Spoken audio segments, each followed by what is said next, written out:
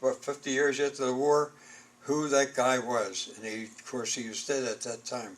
But anyway, I talked too long, but now the next guy that comes up can tell his story.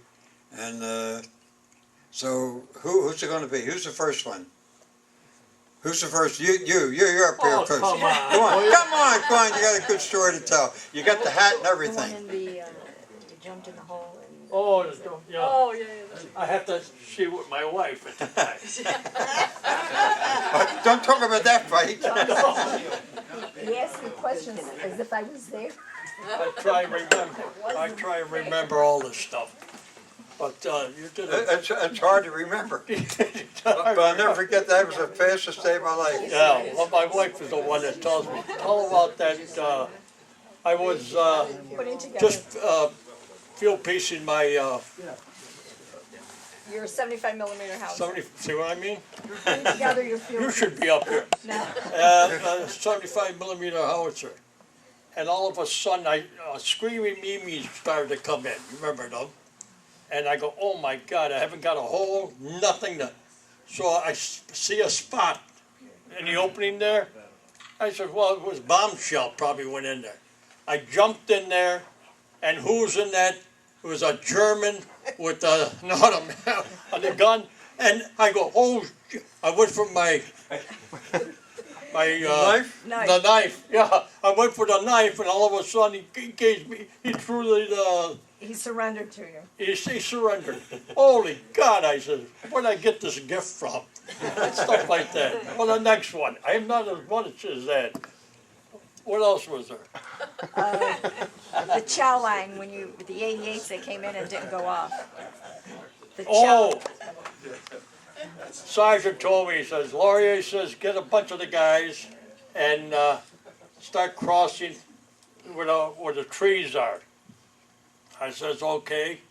And the guys started to come in and all that. And all of a sudden they see an empty spot, right? Was all the chow wagons. And they start running. I said, you can't do that. And now what do? You ran. I got to go with these guys, right? Couple of shells came in, never went off. Yeah. Yeah. Couple of the shells went in, nope, and nothing happened, and that was it. I'm telling you, scared the daylights out of it. And the side, we got reamed and everything at that time. So that's another one, right? Huh? Okay. Okay. You can sit down now. Give someone else a Thank you. chance.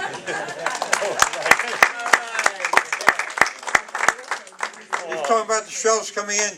One time we were in a barn in the Bulge, and I was in the upper deck, and the guys were downstairs, and the shell comes right through the roof and goes right through to the floor and doesn't go off. Right. Okay. Yeah. It's just luck. Hey, the next guy. Hey, there he is right here. Hey. Come on, get up here. There he is. Oh, There he is. now I got everybody. Come on, Joe. I'm next. Yes? But you gotta pay. Get this down a little bit. Okay. Go ahead. After the jump, Hey, this is let's quiet here. come up to Joe Fernandez and Major Papa. That's the railroad track. They were watching a ferry come from a farmhouse, upper floor of the farmhouse. I said, what are you doing? There's ferry coming out of the top floor. They said, they're watching. Well, I thought we have to cut the firing out. And Fernandez says, no. We had to sit there for a while until Charlie Henderson come by. He said, you take that tree. There's two trees up between us and the house. I'll take the one on the left. And we start firing up at the window. Within 5 minutes, they stop firing. They're coming out the door. Well, there's one German that walked by me. I hollered, halt. And he didn't stop. I hollered, halt again. He didn't stop. The third time I hollered, halt. I waited a few seconds. I fired 2 rounds next to him. He finally stopped. But I put myself in his shoes. I probably would have done the same thing if I was trying to control my property. But I grabbed by the collar and brought her back. Took about 35 prisoners out of that one house. That was it.